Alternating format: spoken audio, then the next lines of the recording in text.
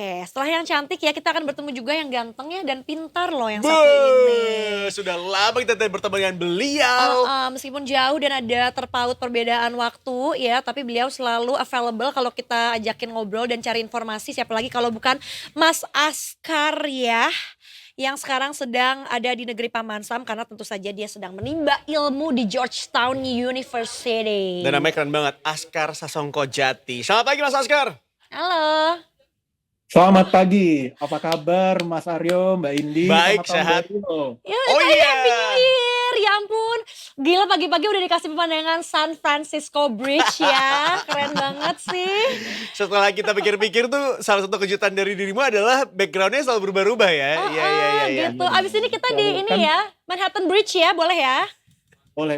Kan Boleh. saya part-time student, full-time traveler. Iya benar. Jangan bilang LPDP ya, nanti Ya, saya set your priority ya Kak ya. Ayo tim LPDP bangun yuk, bangun udah pagi yuk. Highlightnya setiap kota ada dong, setiap negara bagian Amerika jadi highlight dong.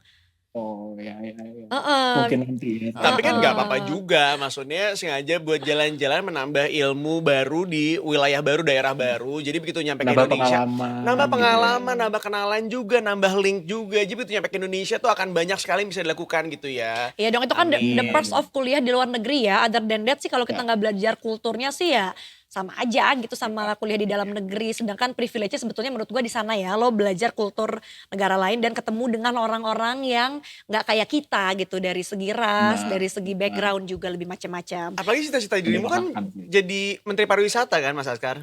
Waduh, insya Allah jadi presiden dong. Amin. Iya dong, aim high gitu kan ya Aim Kak high dong. Askar. Gimana sekarang kuliahnya lagi sibuk nggak atau lagi Wah, saya lagi sibuk banget nih, kebetulan ada selain kuliah ini ada juga organisasi gitu. Jadi Ikut apa? aku ikut ini Permias atau itu kayak organisasi PPI gitu. Oh, I see. Berarti dengan connect dengan pelajar-pelajar asal Indonesia lainnya ya? Benar, kan harus tetap mengakar gitu loh. Tetap Wah, bisa hancur. gabung lah sama Indonesia gitu. Betul. Walaupun itu juga di kampus sibuk gitu. Keren ya. Pasti juga sebenarnya yang pengen diakarin lagi adalah makanan-makanan Indonesia ya. Udah kangen belum sama makanan Indonesia? Kok tahu sih? Ketahuan. Gila, gue kebayang banget. Gue kalau misalnya lagi jalan-jalan juga yang gue inget cuma nasi, terasi gitu. Emang di sana nggak ada resto Indo favorit ya? Maksudnya yang atau udah bosen apa gimana? Mahal sih. Iya Tapi sih.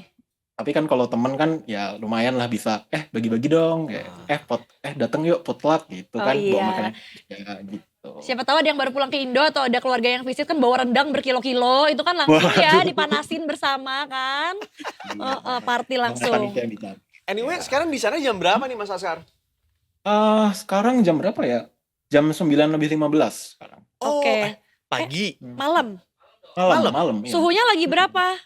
Rata-rata minus nggak? Minus 6 di luar. Buset. Oh my god. Apalagi winter di sana jangan samakan dengan winter di Asia ya. Minus 6-nya pasti Iya. lebih edun. Sebenarnya sih di luar nih sekarang lagi badai salju ya kalau aku lihat jendela itu.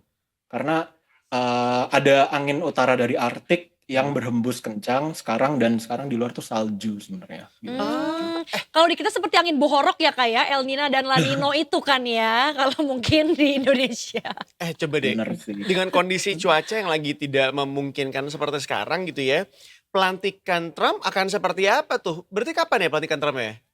Pelantikan Trump tuh sebenarnya besok pagi. Cuman hari ini Trump udah tiba dan melakukan pemrosesi inilah biasanya seremoninya dulu gitu ya. Kunjungi Arlington dan sebagainya. Tapi kembali lagi deh ke pertanyaan sebelumnya.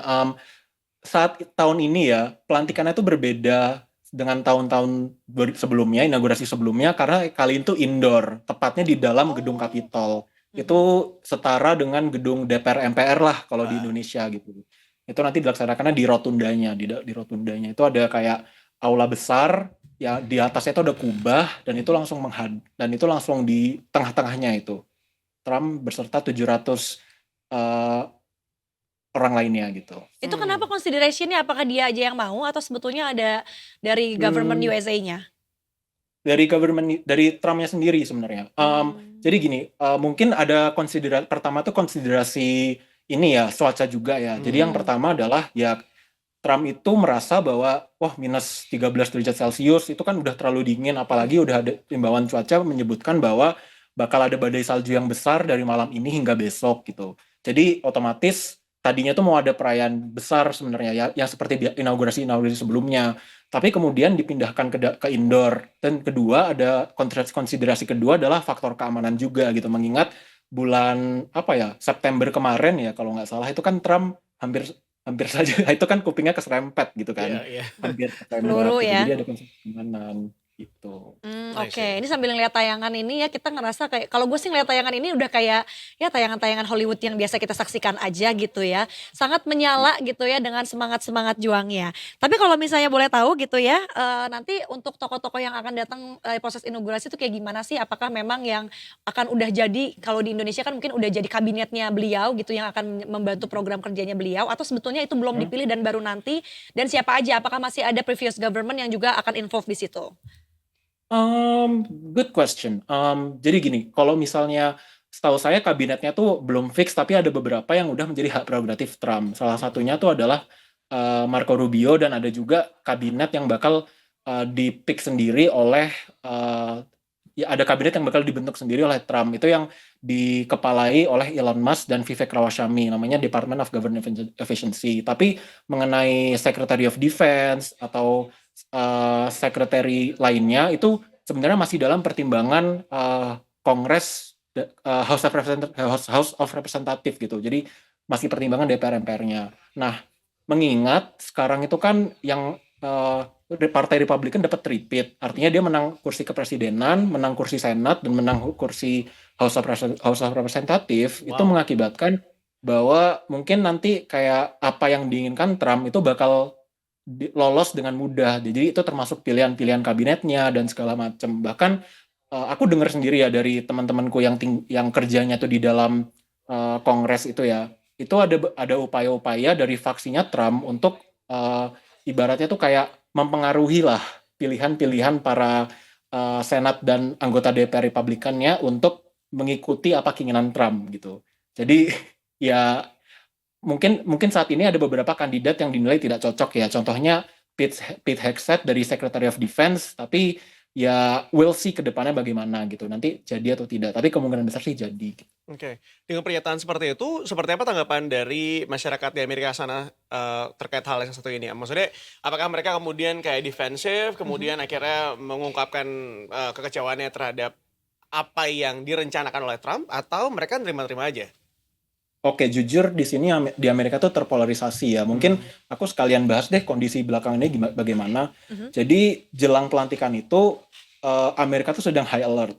High alert tuh dalam artian jadi 2 minggu sebelumnya tuh kan itu juga ada upacara penguburannya Jimmy Carter. Jadi udah ada security di mana-mana. Security itu dalam artian pengerahan 25.000 National Guard di sekitar area-area negara federal lah di Washington DC gitu, di National Mall dan Gedung Capitol. Jadi ada kendaraan lapis baja berupa Humvee atau Bradley dan itu berupa buat antisipasi ya. Dan kemudian 3 hari sebelumnya, 3 hari ke belakang itu ada protes anti Trump sebenarnya. Itu selama 3 hari berturut-turut dengan pendukung yang mayoritas ya pendukung quote on quote sayap kiri lah yang memprotes ya berupa kebijakan Trump, pemerintah Trump yang mereka pandang itu bertentangan dengan view-nya mereka gitu. Contohnya seperti kebijakan kebijakan anti aborsi lah atau yang baru-baru belakangan ini kebijakan ban TikTok maupun kebijakannya terkait Timur Tengah atau Greenland dan juga Kanada gitu ya.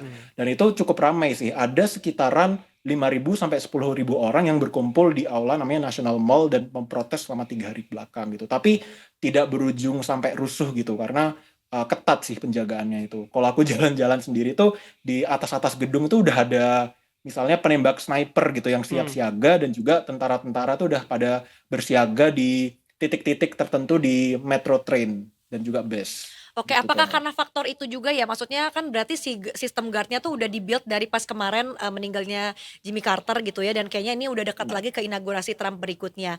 Yang ngebikin akhirnya jadi katanya nih ya, biaya inaugurasi yang kali ini tuh pecah rekor. Dari yang tadinya mungkin comparisonnya di 2017 itu sekitar 106,7 juta US dollar, sekarang langsung naik banget jadi 170 juta USD gitu. Atau mungkin sebetulnya ini hal yang berbeda gitu, let's say karena emang ya as we know lah Trump emang duitnya banyak banget juga ya, atau sebetulnya enggak ini tuh emang anggaran dari US government-nya sendiri? Enggak, kalau itu sebenarnya anggarannya dari donor-donor Trump ya. Mungkin salah satu contoh yang saya tahu itu ada CEO Amazon Jeff Bezos itu menyumbang $1 juta, Elon Musk juga nyumbang, tapi itu semua terakumulasi menjadi tidak hanya 170 ya. Kalau misalnya di data Federal Election Commission itu emang 170 juta dolar. Mhm. Tapi angkanya tuh ada yang bilang sampai menyentuh 200 juta dolar. Oke. Kemudian sebenarnya ini tuh peningkatan hanya gara-gara ini kepribadian Trump. Trump itu orang yang suka pamer acara yang ekstravagan, yang luar biasa, yang wow Spektakuler gitu. ya pokoknya. Spektakuler, benar. Karena itu mungkin dulu keren. juga menyelenggarakan Miss Universe juga kan. Jadi mungkin dia terbiasa Benar, dengan yang harus yang spektakuler, harus Tapi yang festive. spektakuler menurut gitu. gue ya kayak gue ke Las Vegas di New York ngelihat gedung Trump tuh selalu gila. Gue tahu sih duit lo banyak banget gitu yang kayak Trump gede. Udah gitu dari depan belakang Trump kirinya tetap masih ada logo T gitu. Jadi kayak emang dia tuh Iya, harus kayak kelihatan banget dan ini yang menjadikan akhirnya udah sama dia bestie sama Elon Musk dan juga Jeff Bezos juga ya yang dua orang terkaya di dunia. Inilah yang sesama membuat pebisnis. inaugurasinya akan jadi segebiar itu nih kali ini. Iya, sesama pebisnis. Tapi selain itu juga dari inaugurasinya itu sebenarnya udah direncanakan sebelumnya bahwa setelah inaugurasi itu nanti ada parade yang bakal berlangsung dimulai dari ujung jalan namanya Pennsylvania Avenue.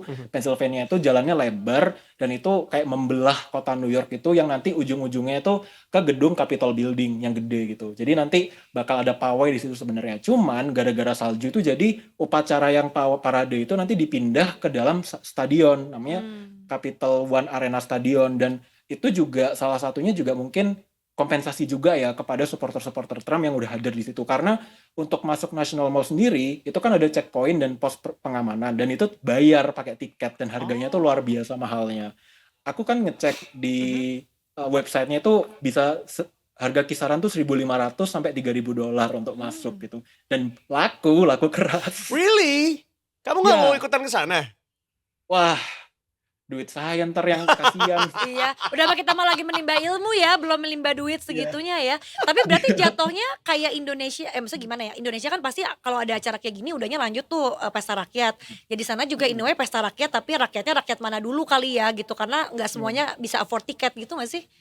Iya, iya, tapi itu kan pendukung setia Trump ya, dan mereka tuh Hmm. bahkan kalau aku lihat dan bukan lihat, aku berinteraksi langsung, itu ada yang jauh-jauh datang dari negara bagian North Dakota untuk jauh-jauh perjalanan menggunakan mobil untuk ke Washington DC dan Hmm. dia tuh rela membayar tiket bawa keluarga Hmm. untuk mengikuti acara-acara ini gitu, acara ya inaugurasi Trump gitu dan itu luar biasa sekali karena North Dakota naik mobil itu bisa lebih dari berapa ya? 5.000 mile ya, 5.000 mile tuh Wow, 8.000 kilometer mungkin ya kalau misalnya saya gila. bilang. Jadi kayak wow gitu dan lagi-lagi mereka tuh memang melihat ini sebagai kemenangan gitu, kemenangan buat Amerika bahwa dia tuh gaya apa lifestyle-nya tuh mungkin terancam oleh pengaruh-pengaruh budaya yang dari sayap kiri, oleh values-values sayap kiri dan dia melihat Trump tuh sebagai penyelamatnya gitulah kurang lebih. Jadi emang udah fanatik banget gitu sama Trump sehingga rela gitu. Tapi ini yang menarik ya. Ini sebuah Hmm. fenomena Trump ini fansnya tuh garis keras banget.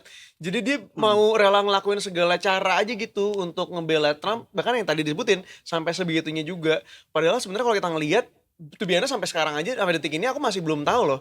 Kalau di Indonesia misalnya punya target 100 hari gitu ya. Kalau Trump itu Hmm. tuh targetnya apa ya? Maksudnya apa yang Target pengen Trump. dicapai dan lain sebagainya gitu? Oke, kan mungkin ini sebenarnya banyak, cuman gara-gara aku mungkin fokusnya tuh ke HI ya, jadi mungkin Hahaha. aku bakal banyak menyinggung itu ya. It's Jadi okay. untuk 100 hari pertama tuh ada kebijakan perdagangan dan tarif Trump gitu, yaitu tentang penambahan tarif terhadap produk-produk barang dari China gitu. Tapi Hmm. selain China itu juga berlaku kepada negara-negara yang AS memiliki trade deficit gitu. Nah, salah Hmm. satu contohnya adalah Vietnam. Um, dan mungkin juga salah satunya itu berdampak dengan Indonesia karena Indonesia itu kan juga pertama gabung BRICS dan Hmm. kedua trade defisitnya dengan Amerika tuh sebenarnya kalau saya terakhir lihat angkanya tuh tahun 2022 tuh juga defisit juga gitu. Jadi ada potensi bahwa produk-produk Indonesia tuh kena tarif juga.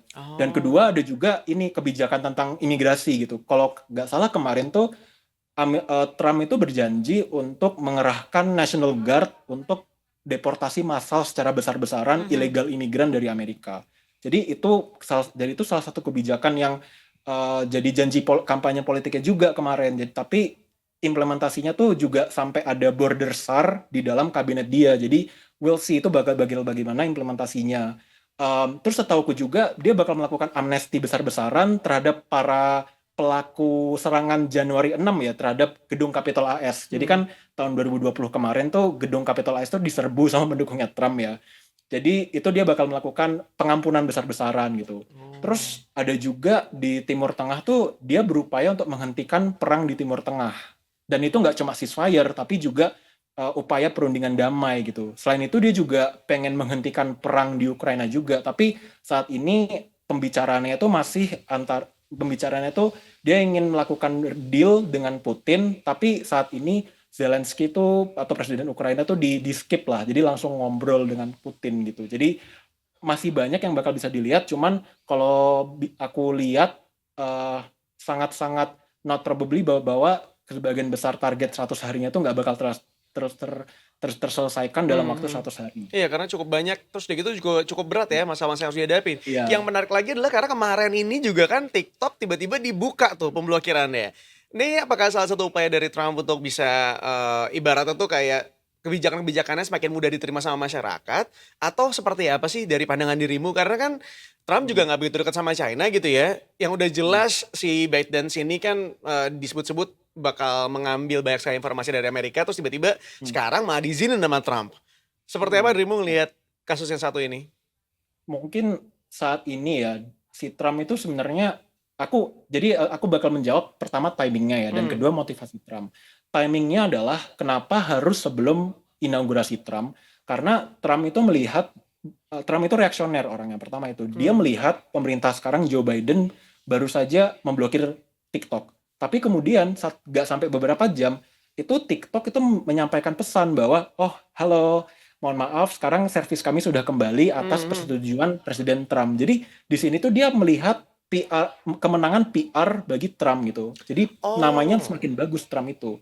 Tapi di balik layar sebenarnya yang ingin dilakukan Trump adalah berupa negosiasi deal. Nah, jadi ini melibatkan TikTok tuh jadi kayak kepingan puzzle gitu ya dalam sebuah permainan politik yang antara United States dengan Tiongkok gitu ya. Tapi juga Trump itu sebenarnya membuka karena dia tuh mau melakukan negosiasi deal dengan China. Bagaimana bentuknya adalah berupa penjualan TikTok secara paksa oleh pemerintah Amerika Serikat gitu, dan nanti akan dibeli oleh seorang pengusaha di Amerika gitu. Tapi yang diinginkan Amerika itu sebenarnya rahasia dari algoritma TikTok itu sendiri gitu, karena ya bisa dibilang kan FYP TikTok itu kan bisa membuat polarisasi dan sangat-sangat masif gitu loh. Kar, ini lo tahu dari mana dapur orang kalau si TikTok udah mau dibeli? Ini sebuah informasi A1 sih menurut gue. Karena ya gue juga ngerasa ya it's very obvious gitu. Dari kemarin kan juga gue banyak follow media-media luar gitu ya.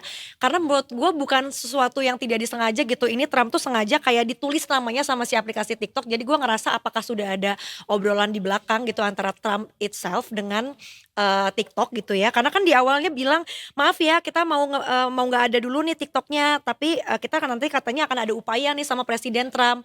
Udah gitu pas yang kayak announcement berikutnya yang we're back, oke, kita udah ada kesepakatan nih dengan Presiden Trump. Itu kan bayangin berapa banyak nama Donald Trump yang keblas kan ke usernya TikTok yang pada protes gitu kalau si TikTok ini tuh nggak diadain gitu. Jadi memang sepertinya nanti kedepannya akan ada kerjasama atau mungkin strategi-strategi yang akan dilakukan oleh Trump dengan Cina, dan terutama persoalannya dengan perusahaan TikTok dan ByteDance ini ya. Sebenarnya bukan informasi A1 sih, sebenarnya diumumin sendiri kok dari TikTok itu. Jadi nih, welcome back. Ya ini gue juga lihat nih. Welcome back. Thank you for your patience and support. As a result of President Trump's effort, TikTok is back in the US. Jadi kayak wow. You can continue to create, share, and discover and bla bla bla gitu kan ya. Iya. Atau mungkin gue malah mikirnya entengnya banget, sengaja Trump akhirnya membuka kembali TikTok supaya makin rame pas lagi inaugurasinya dia. Jadi banyak orang yang ngebikin video dan nyebarin videonya dia supaya semakin viral juga kali. Kan dia suka yang festif. Mungkin. Tapi dia sendiri. Tapi kalau bisa dilihat tokoh-tokoh yang nanti datang ke dalam inaugurasinya Trump itu terdiri dari ya contohnya ada CEO Meta, founder Meta Mark Zuckerberg tuh hadir, Oh. CEO Apple dan juga Elon Musk. Jadi mungkin ini apa ya? Kalau bisa dilihat nih mungkin ada upaya-upaya dari CEO Big Tech Amerika untuk yang kemudian mengakuisisi TikTok karena yang bikin beda dari algoritma TikTok adalah bagaimana dia bisa apa ya? Jadi kayak algoritma TikTok itu kan bisa memviralkan seseorang yang bahkan bukan influencer untuk menjadi seseorang yang wow jadi viral gitu loh. Nah itu tuh suatu keunggulan besar gara-gara uh, ini akhirnya bisa memblow up suatu pandangan yang tadinya kurang populer gitu loh. Jadi dalam arti kata lain ini bisa mengancam narasi-narasi yang beredar di big media gitu loh. Bisa dibilang Bahkan big media sebenarnya tuh si TikTok itu juga berhasil merubah konsep yang ada pada zamannya gitu ya. Maksudnya di saat orang-orang ibaratnya di Meta sendiri lebih ke arah foto, tiba-tiba video jadi naik banget gara-gara TikTok dan Meta juga sampai shifting kan. Dia sampai bilang kalau sekarang kita udah mulai ke video juga gitu. Jadi menurut gue emang TikTok segede itu sih sebenarnya. Iya, iya gede banget gitu. Dan itu jadi kekhawatiran bagi Amerika juga kan terkait keamanan nasional dia gitu. Selain datanya diambil, dia juga khawatir bahwa demokrasinya tuh bakal diinfluence oleh negara lain gitu loh. Karena katanya ya TikTok itu, pemerintah Cina tuh punya jurisdiksi Ya, untuk menginfluence apa yang TikTok Kebijakan TikTok ya. kebijakan TikTok data gitu. Jadi kayak ya gitu. Jadi kayak mengancam kedaulatan Amerika gitu isunya. oke, baiklah kalau gitu ya. Jadi apakah nanti mungkin juga Askar akan melihat keramaian inaugurasi di pagi hari ini ya? Berarti kan udah tinggal kayak sekitar 12 jam lagi ya menuju pagi hari ya, Kar? Heeh. Mungkin ya besok tuh suhu cuaca tuh bisa turun ke -12. Jadi lebih Oke. dingin daripada malam ini gitu. Kalau nggak badai salju ya mungkin saya jalan ke gedung Capitol terus lihat. Tapi kalau kemarin-kemarin sih saya lihat banyak pengamanan ya. Jadi kayak ya let's see lah nanti bakal bagaimana. Satu lagi dong Kar, berarti bisa jadi kalau misalnya sekarang-sekarang ini ada orang yang mau ke Amerika atau orang-orang Amerika, orang-orang luar negeri di Amerika gitu ya, pada nggak mau pulang dong ya, karena takut kan, karena kebijakannya diperketat kan untuk imigran kan? Kalau gini, jadi ini di kampusku ya, di kampusku dan beberapa kampus temanku. Jadi kampus-kampus di Amerika tuh udah mengeluarkan kebijakan bahkan bahwa kalian tuh harus balik sebelum inaugurasi Trump tanggal 20 Januari. Oh, Karena segitunya. resikonya adalah nanti nggak bisa balik ke Amerika gitu loh. Wow. Itu ada peringatan tersebut. Tapi Trump memang punya sentimen khusus terhadap negara-negara yang bisa dibilang kemarin kan Trump pernah ban negara-negara Muslim ya. Tapi kalau misalnya khusus Indonesia, saya pikir enggak. Maksudnya kayak Trump nggak punya sentimen negatif lah terhadap Indonesia gitu. Tapi Oke. ya jaga-jaga untuk berjaga-jaga universitas itu mengeluarkan pengumuman tersebut gitu loh. Iya, Karena iya. we might never know what happen Berarti later on. sebetulnya perkara imigran ini tuh lumayan tebang pilih ya, karena kan gue sempat mendengar tuh, maksudnya beberapa teman gue yang di US juga dan udah menetap di sana gitu. Kenapa banyak yang ya maksudnya despite kekurangan dan kelebihan dari masing-masing kandidat sebelumnya gitu ya, sebetulnya yang dikhawatirkan untuk mereka-mereka ini tuh Trump tuh ya meskipun dia lumayan konvensional ya, apa ya istilahnya lumayan tradisional kan kayak sebetulnya ya meskipun pro dan kontra kayak misalnya melarang rights cewek untuk aborsi sebetulnya kan itu yang ya secara kalau kata orang tua kita kan itu yang benar ya dan apa yang diajarin agama juga sebetulnya yang benar mungkin seperti itu. Kemudian kayak misalnya bakal lebih banyak menghentikan perang itu juga sebetulnya bukankah nilai humanity yang sangat tinggi tapi kan katanya banyak yang takut nanti si imigran-imigran ini tuh akhirnya bisa dipulangkan. Cuma sebetulnya kalau kata beberapa teman gue yang memilih juga itu sebetulnya ya janji-janji kampanye aja karena by the end of the day juga nggak mungkin lah imigran itu pada pulang karena other than that nanti kolaps juga tuh Amerika siapa yang mau kerja buat si Iya. white collar itu. Jadi sebetulnya nggak harus dikhawatirin sama semua imigran yang udah tanda kutip kadung kerja di sana juga gitu ya. Ya, that's a little bit difficult to say karena biarpun sulit ya untuk mengusir semuanya, tapi Trump itu udah membuat langkah-langkah asli untuk melakukan kebijakannya dia. Contohnya tuh kemarin ada pengangkatan Border SAR. Border SAR tuh jabatan baru di kabinet Trump. Aku lupa sih nama Border SAR-nya itu apa. Cuman kementerian itu bertujuan untuk mendeportasi imigran-imigran ilegal yang ada di Amerika gitu. Ya memang sih karena eh, eh, memang sih kalau misalnya untuk mengusir semuanya itu susah karena pertama illegal imigrannya mungkin udah berkeluarga, udah punya anak dan anaknya sendiri tuh mungkin orang Amerika gitu. Jadi kayak itulah yang juga menjadi pertanyaan tentang bagaimana implementasi dari kebijakan deportasi ini gitu. Karena itu kemarin kalau ditanya misalnya wakilnya fans itu juga malah mendodge pertanyaan tersebut. Jadi we will see what happen gitu. Bakal seperti apa ke depannya. Cuman itu sangat-sangat menyeramkan sih. Bahkan Iya. teman-temanku yang illegal quote on quote tuh juga ketakutan sama Trump saat ini. Karena sudah baik yang memamah biak di sana ya.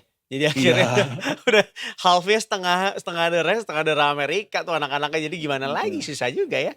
Oke, Iya. Mas Askar thank you banget udah gila seru banget ngobrol sama dirimu, selalu ada insight baru juga, menarik sekali. Terima kasih ya sudah menyesuaikan waktunya. Di kita pagi-pagi masih semangat, mungkin di kamu udah malam, udah mau berganti hari, tapi selalu insightful. Thank you banget ya. Dan ditunggu nanti perjumpaan-perjumpaan virtual lainnya dengan background-background Amerika lainnya juga Mas Oh Askar ya, ya. siap. Semangat terus Santai menimba aja. ilmunya ya. Semoga nantinya Makasih. bisa selalu berkontribusi juga terhadap tanah air kita dan semangat selalu. Sampai jumpa lagi Mas Askar. Selamat beristirahat Mas Jumpa. Askar. Dadah. Makasih ya. Bye-bye. Kalau buat kamu boleh deh, silahkan tidur lagi ya. Bye. Thank you, bye-bye.